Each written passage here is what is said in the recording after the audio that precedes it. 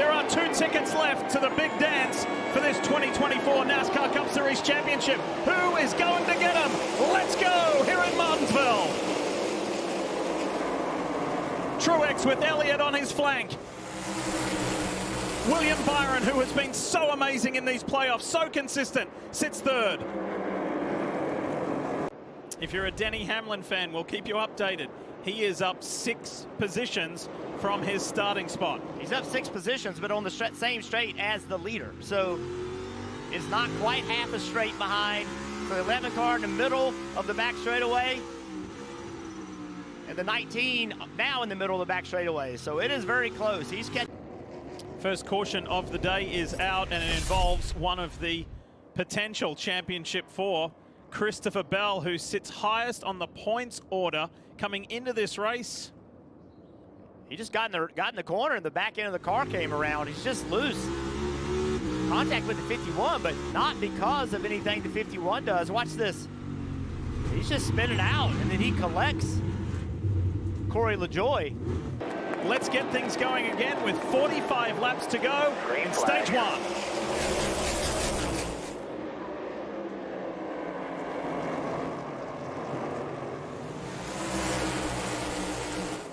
The atmosphere here at Martinsville is fantastic, and the teammates are racing each other hard. Down into 3, William Byron, the man who's won here twice in the last 5 races, really takes the fight to his teammate Chase Elliott.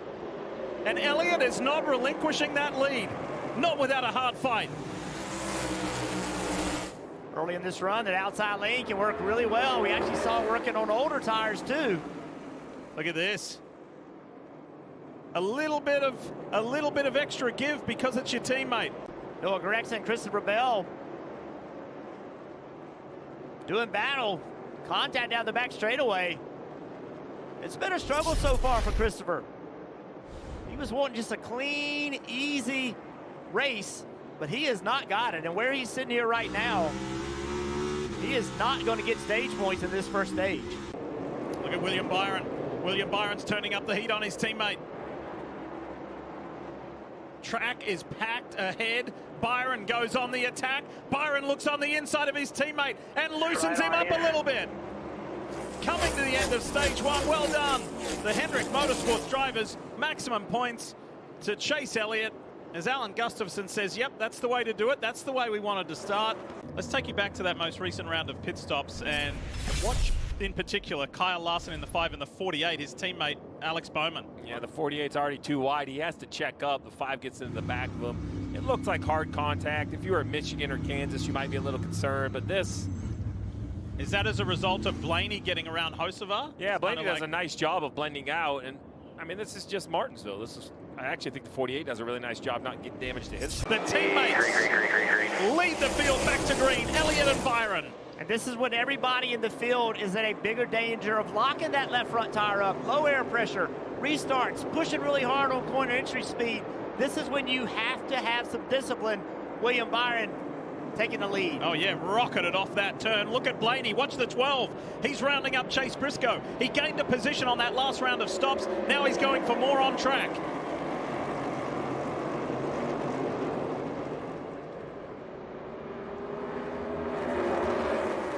It hurt him last weekend. It was gnawing away at him.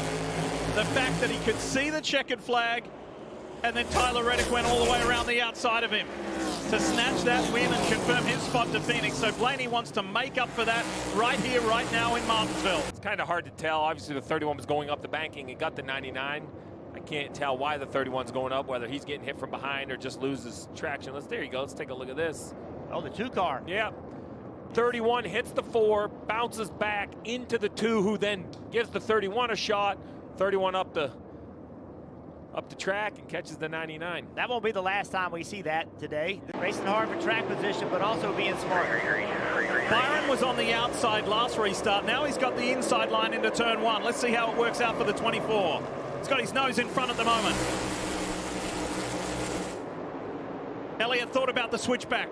Couldn't quite get it done. Chase Briscoe there. Here comes Blaney in the 12. He's got Priest on his inside as he works on Briscoe. Look at this. Look at the 5 of Larson. Inside. Goes inside Priest. You see that white number 11. Denny Hamlin up 25 spots from where he started at the back of this field. What a run so far, Steve.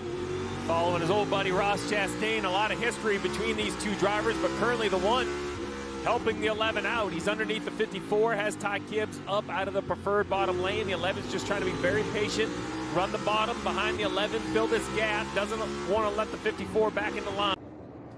Pit stop for the 9, anything but smooth. He's going to lose a ton of spots on pit road for Chase Elliott.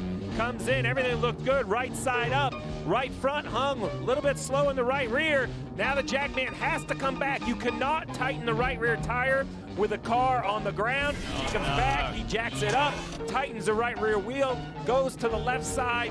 A very slow pit stop for Chase Elliott is going to cost him a bunch of spots. Get the restart right. From last on the grid to looking at a clear track ahead. Denny Hamlin, Ryan Blaney, back to the action. Brad Keselowski tucked in on the inside. Blaney leads him down the backstretch. See that 3 car, Austin Dillon. Steve just pointed out everybody's tires. He has the freshest tires. Keselowski and Hamlin going at it. 2 multi-time winners here at Martinsville. And here come the newer tires. Larson bulldozing his way through. So too Briscoe. He's following him through that open gap. When I looked up and out the window, it was off the front bumper of the 77. Here he comes. Cannonball. Oh, that was very similar to the Harrison Burton incident. Into Daniel Hemrick, then into Todd Gilliland. The reigning Cup champion leads this field back to green. Blaney to the front in turn 1. Hamlin's tucked in behind him. Keselowski in that bright red number 6 for RFK Racing on the outside. How about Austin Dillon? A speeding penalty earlier. Great recovery to run here in 4th. The 20th bell has been backwards. He's here in 5th. Recovery central at the front of this race. Keselowski with really good exit speed. If he can get another corner like that, he might can beat the 12 car. Turn 3. And if an active driver in the round of 8 wins, it's simplistic about going to Phoenix. If a non-playoff driver like Brad Keselowski wins, then we play the points game. Keselowski wanted so badly to go to the bottom and block Blaney, but he knew he wasn't far enough along to do it. Smart move, because now he clears him on the outside. I like this Martinsville with the outside lane as an option. Great racing. Christopher Bell tucks in on the inside of Dillon. Keep an eye on that Mobil 1 number 20. The black car on the inside. There he is. Final lap of stage 2. Well done, Brad Keselowski. Has not won a stage this year, but he has now. The RFK racing forward to the top ahead of Blaney, Hamlin, Larson, and William Byron. It's trouble on pit road for the 20. Left side goes up. They're going to come drop the jack. They have an issue with the left front. The wheel nut doesn't get on. Close call with the car in front. Everything the tire changer could do, but the 20 had to come back down pit road to put the lug nut on. He's basically the last car in the lead lap. And then a 12.4 second stop, slow stop for the 12, and then a close call leaving around the 77 in front. Watch this tire carry. You want to talk about dangerous on pit road? He runs out there, 3,600 pounds of race car, just catches the tire. Nice job to exit around the 77, but a 12.4 second pit stop just isn't going to get it done. He loses 4 spots. Let's get ready to get our teeth into the 3rd and final stage. Keselowski leads the field to green. Byron and Larson. It seems almost like they've been glued together for quite a while now, the teammates. Denny Hamlin's in the mix. Alex Bowman there in that purple Ally 48.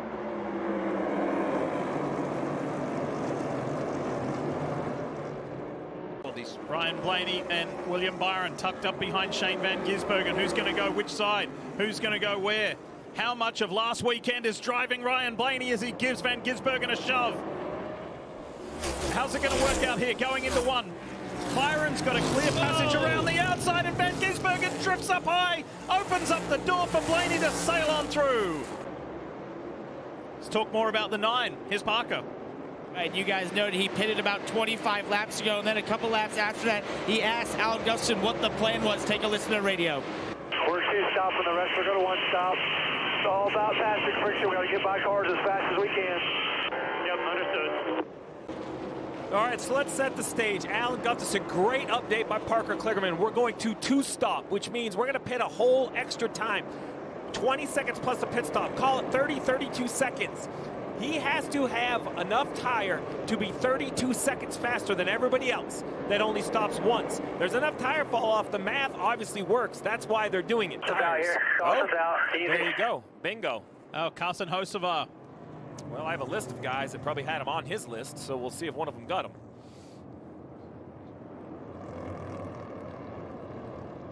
Big break for Elliott with 46 laps on his tires. The question is, what does everybody else do now? 100 to go, 25 laps on the tires.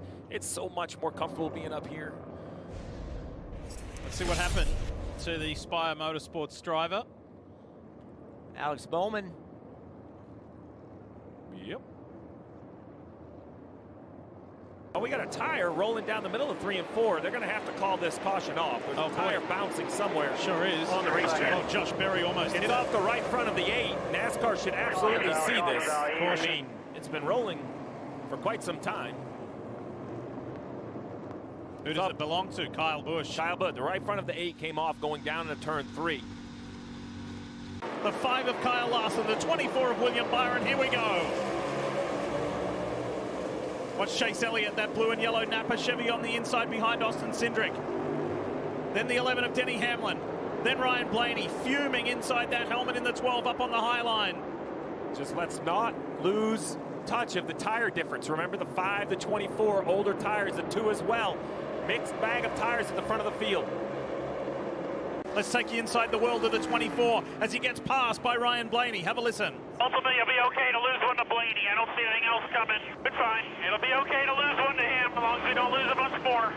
That's exactly what Steve and Jeff were just saying. That's great leadership by Rudy Fugle saying, he's not the one we want to park in front of. He has to go win this race. You lose one more, not 2. That's Rudy Fugle telling William Byron, you can lose one more, but not 2. So that means he can get passed by Hamlin, but not Austin Dillon. Austin Dillon, though, is only a second back. Look at this. Elliott hits his teammate, gives him a little nudge, tries to loosen Kyle Larson up, and enough to get up alongside him into turn 1.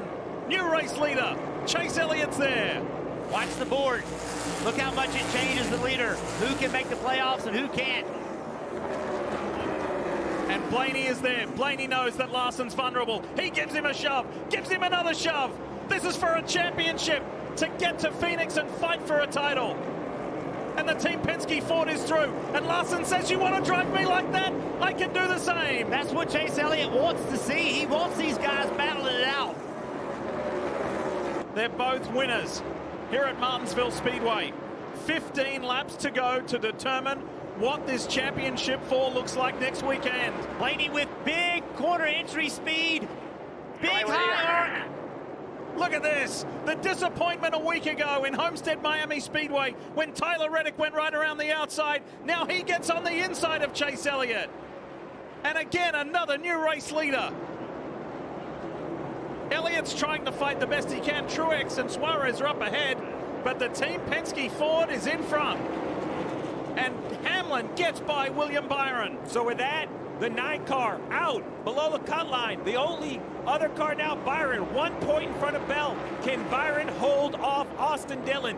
Byron's playoff hopes are the last 13 laps holding off the 3 car.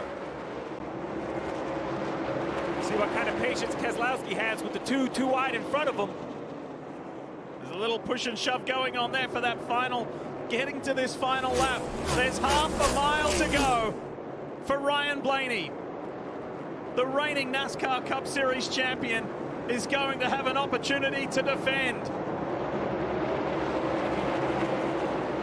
Last week at these 2 corners, 3 and 4, he lost the lead and lost the chance. He lost sleep over it.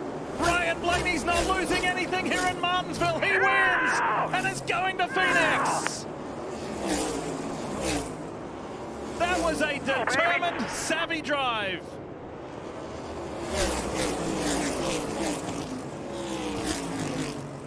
And look at that, right at the end, Christopher Bell drives his way in as well. Right at the very end, look at Adam Stevens. I think the 20 past the 23 coming to the line for the 1 point that he needed. This is it. Watch this, the 23 and the 20.